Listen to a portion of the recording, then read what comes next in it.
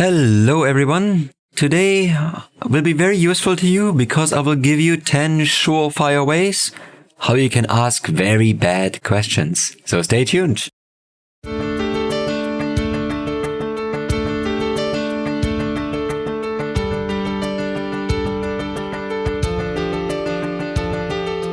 This is the Coaching Leader Podcast, a resource for modern, busy people leaders like you who know that just directing people simply does not work in the long run. We provide focused skill practice and the relevant thinking models, so you will ask better questions and make your team shine. Freshly served to you by IntelliCoach.org from hot and spicy Singapore. Hello and a warm welcome. This is Mike Frank here from IntelliCoach.org. Today, I'm teaching you, as I said, all about how to ask bad questions. And there are so many ways how we can do that. So let's get right into this. And I picked only the top 10, I guess, that I could find. Why do we focus on questions? Because, questions are quite important in coaching, aren't they? Questions are generally important in conversations too. Without questions, we would, just have a serial of monologues. And one might ask, is there such a thing like a bad question? Shall we stop here for a moment? Is there such a thing like a bad question? And I have to say, yes, of course. Of course there are bad questions.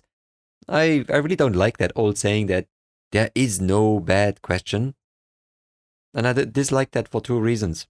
First, it's because it's an absolute statement. And absolute statements in relation to human beings, they don't work. Sorry about that. There's simply always gray in the area where humans are involved, and there are bad questions. Imagine you go to an interview and they ask you at the end, so what kind of questions do you have? And you ask them, okay, so what line of business are you in? What do you actually make? That makes no sense, right? So bad questions are those where you really show you have not done your homework. The quality of your question increases with the degree of it sparking insight into the other person, with making the other person think. So there are good questions, there are bad questions, and bad questions are those where simply you haven't done your work. That's just one example. So how can we ask bad questions? There are plenty of ways. So the first thing you should really do if you want to ask questions, if you want to ask bad questions purely, is you entirely stick to closed questions. Now, what are closed questions? Closed questions are those that can be, in a grammatical way, can be answered with yes or no. For example, do you understand? Or did you try that? Or have you done X? So these are closed questions because they allow you to wiggle away as the person who answers with a simple yes or no. But to be honest, I find the grammatical definition of this a bit limiting here.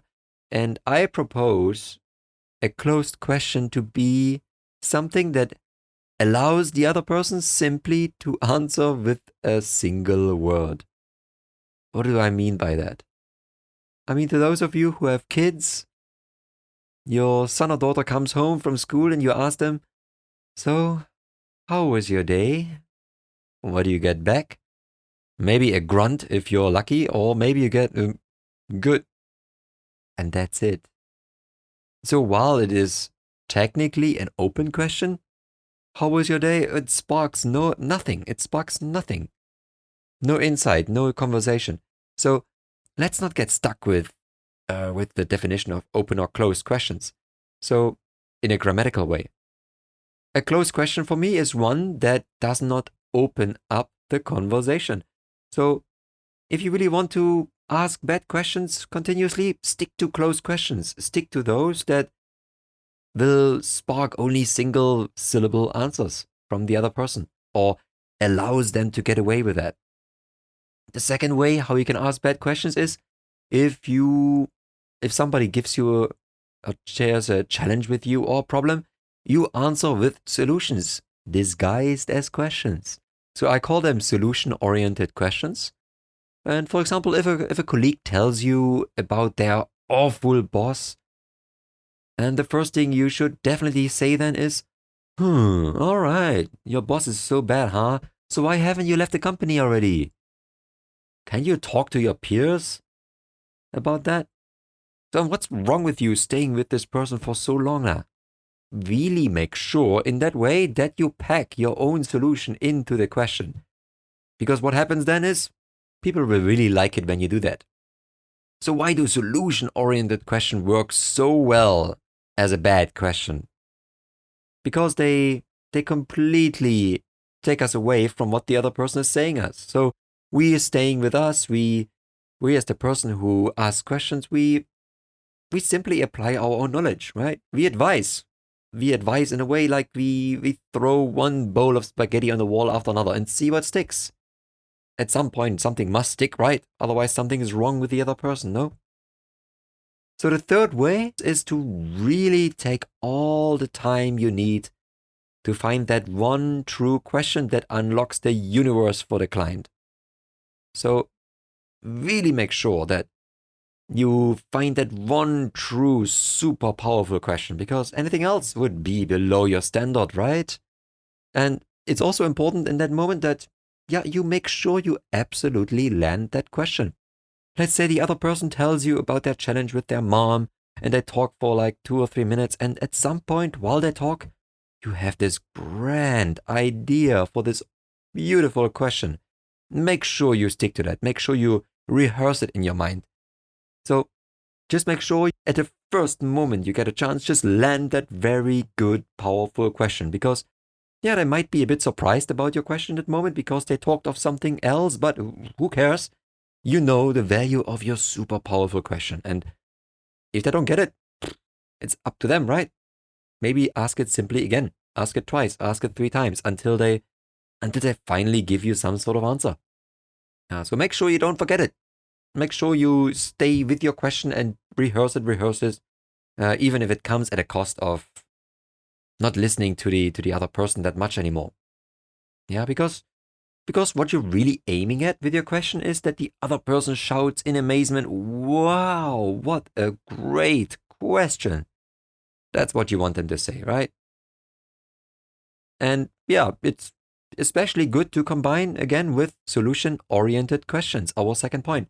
So your one true question could be that, look, why haven't you tried to develop a new morning routine? I know you're not a morning person, but it works for me, You should just get up like me at 4:55 every morning and just meditate and do sports.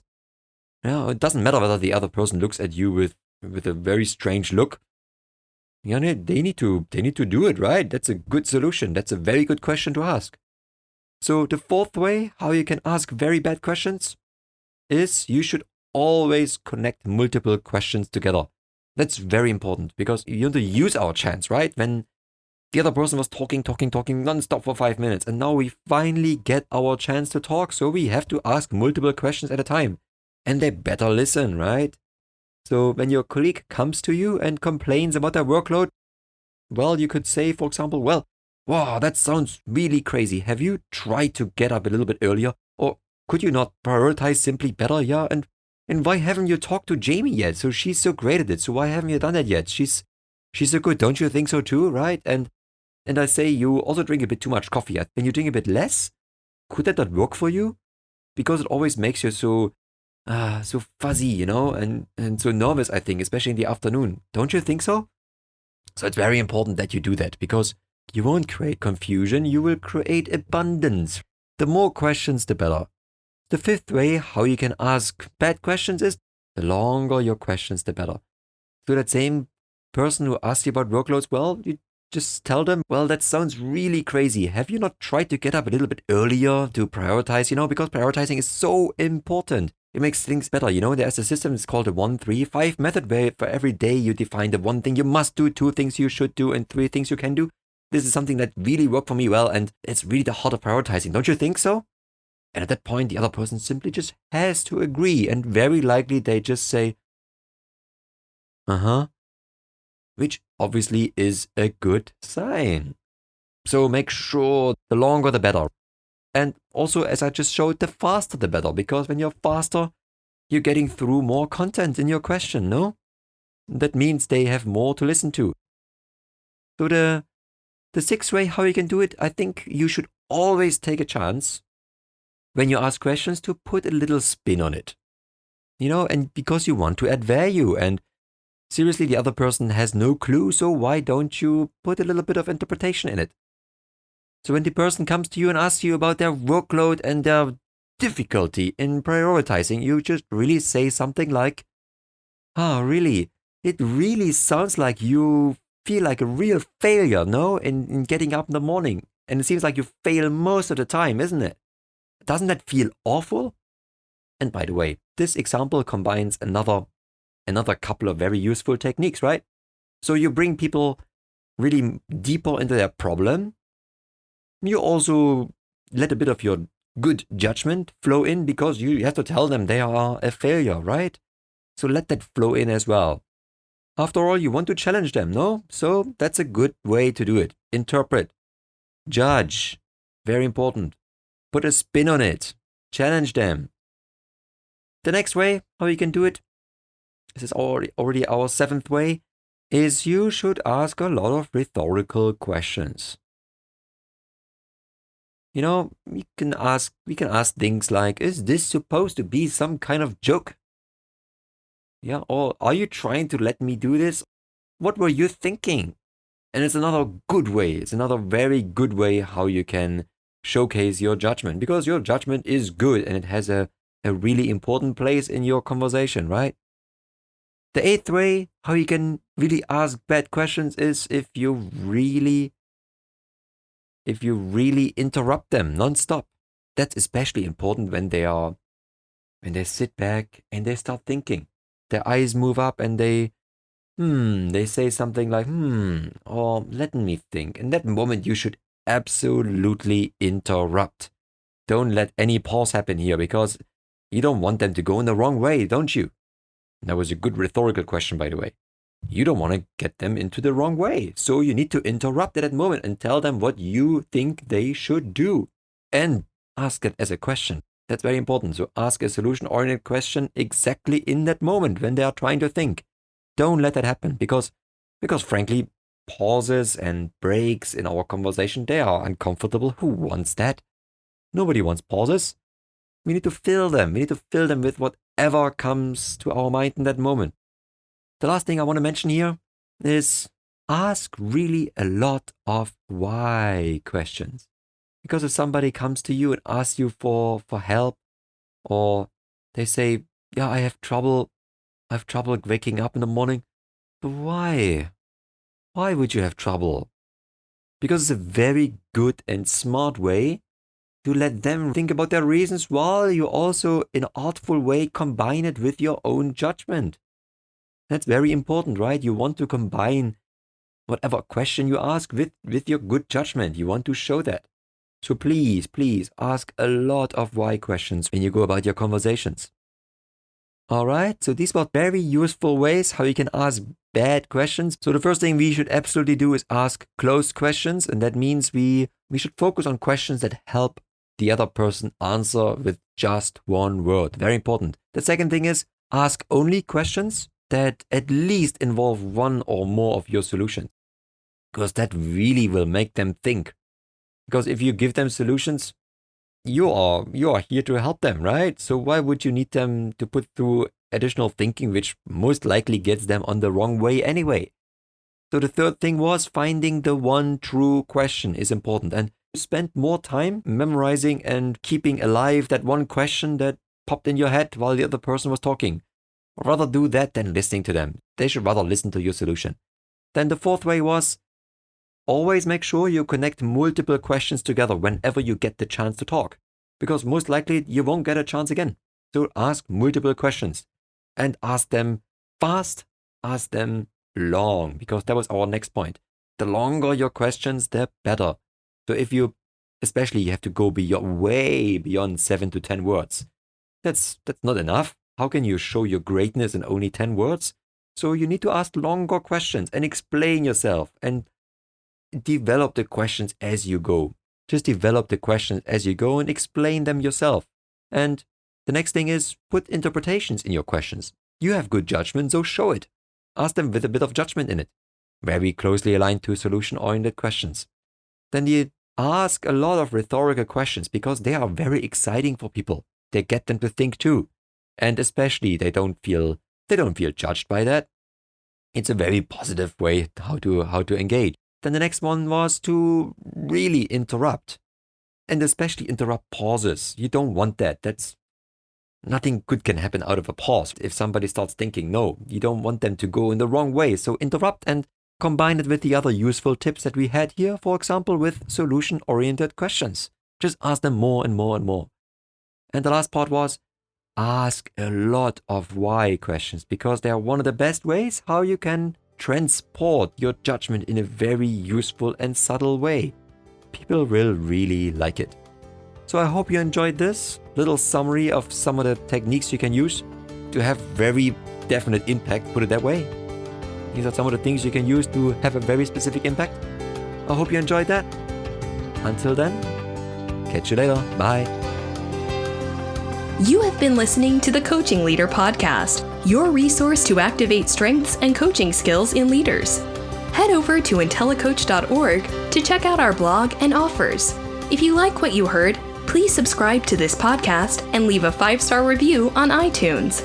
Thank you for tuning in.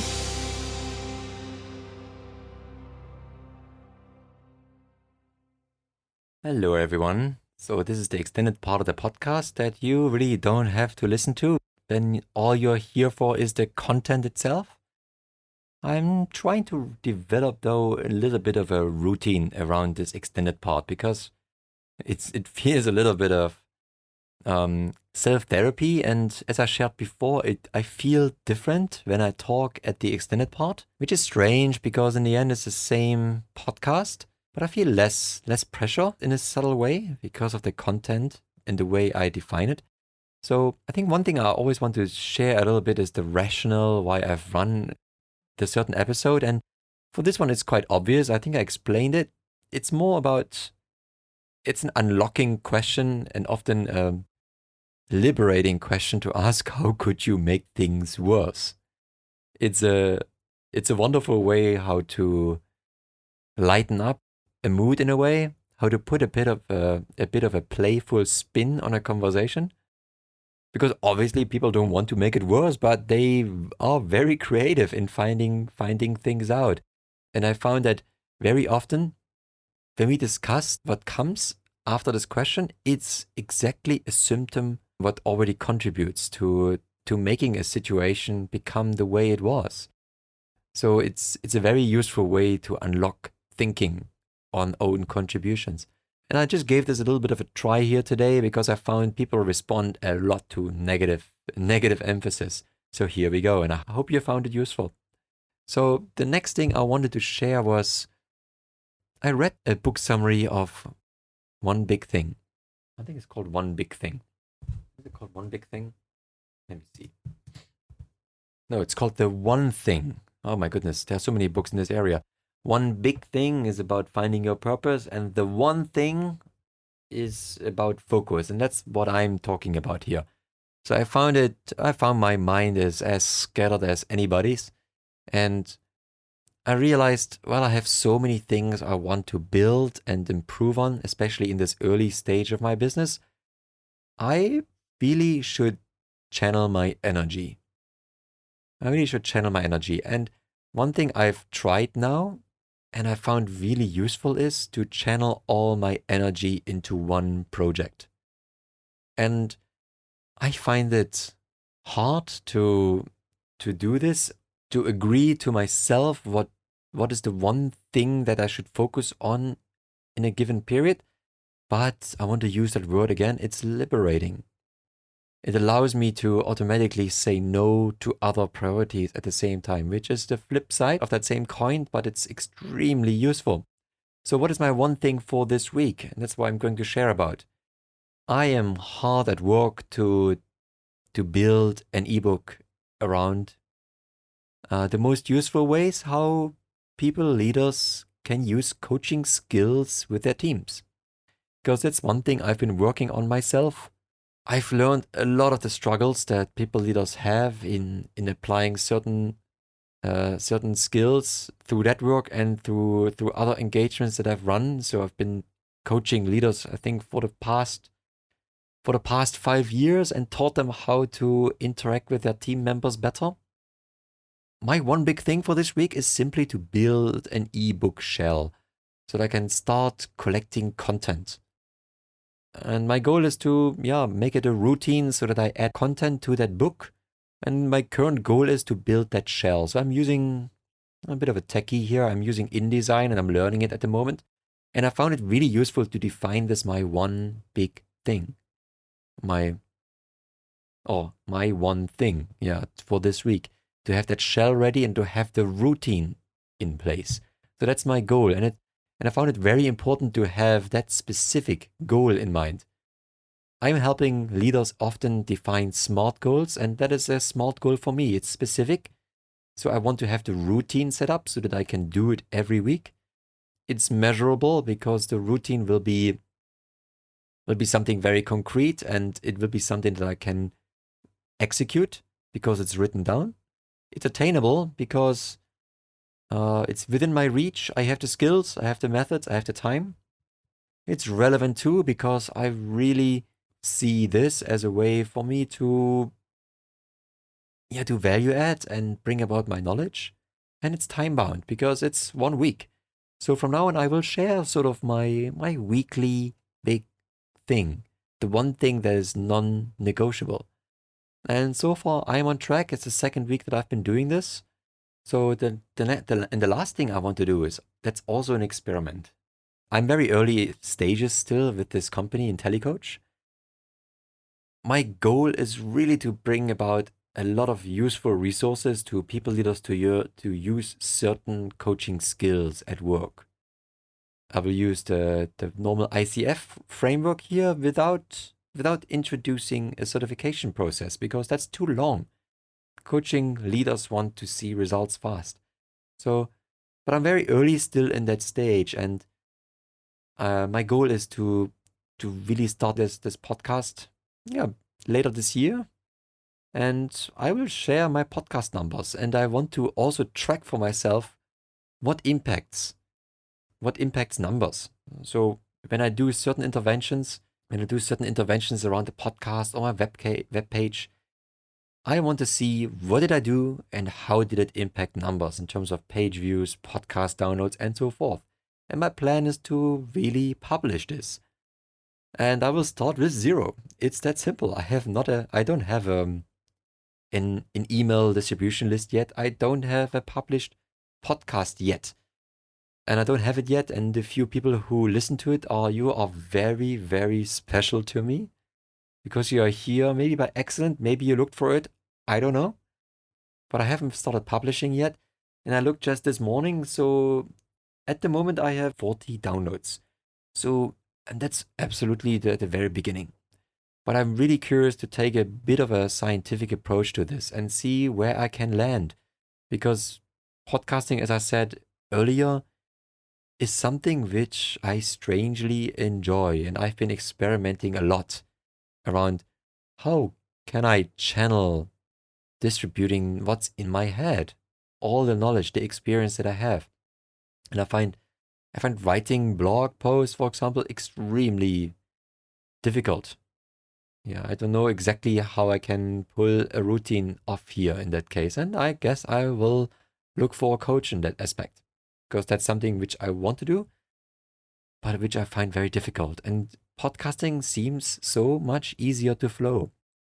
So these are the 3 things that I sort of want to bring about in this unofficial part of the podcast.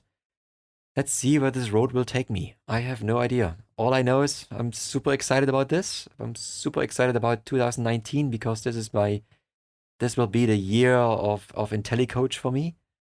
And I can't wait to get all this value out to people out there. So I really look forward to meeting you all online or who knows, live at some point. So all the best. Enjoy your week. I'll talk to you soon. Bye.